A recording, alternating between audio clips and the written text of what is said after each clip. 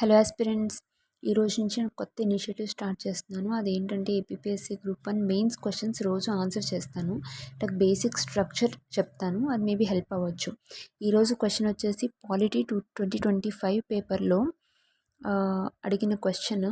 అదేంటంటే మనకి rights to citizens ఉంటాయి కదా, ఫండమెంటల్ రైట్స్, డ్యూటీస్, డిపిఎస్పీస్, ఇవన్నీ వాటిని ప్రొటెక్ట్ చేయడానికి కాన్స్టిట్యూషన్లో ఉన్న అరేంజ్మెంట్స్ ఏముంటాయి అని అడిగాడు ప్రొటెక్ట్ చేయడానికి.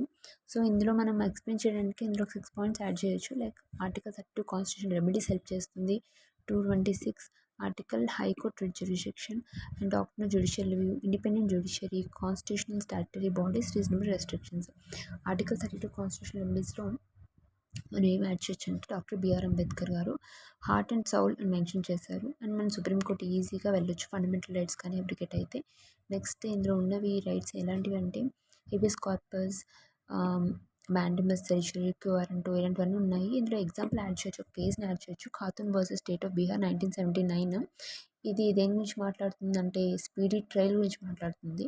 And next article 226 high court jurisdiction కింద మనం fundamental rights plus legal rights ఈ రెండింటికి వర్తిస్తుంది, ఎందుకంటే ఇది బ్రాడ్ అనమాట. ఎగ్జాంపుల్ ఇందులో PUCL versus union of India 2003 కేసుని మెన్షన్ చేస్తాం. ఈ talks about criminal records. Next doctor judicial review, ఇది ఎందుకు హెల్ప్ చేస్తుందంటే ఏవైతే unconstitutional laws and executive actions ఉన్నాయో అవి స్ట్రైక్ డౌన్ చేస్తుంది. ఎగ్జాంపుల్ ఇందులో Kesavananda Bharati versus state of Kerala 1973, ఇది మనకి డాక్టర్ ఆఫ్ బేసిక్ స్ట్రక్చర్ని ఇంట్రడ్యూస్ చేసింది. నెక్స్ట్ ఇండిపెండెంట్ జ్యుడిషియరీ, ఇది ఎలా అంటే ఫిక్స్డ్ శాలరీ, ఒక జడ్జెస్కున్న ఫిక్స్డ్ శాలరీ, వాళ్ళ టెన్యూర్, ఇంపార్షియాలిటీని ఎన్ష్యూర్ చేస్తుంది.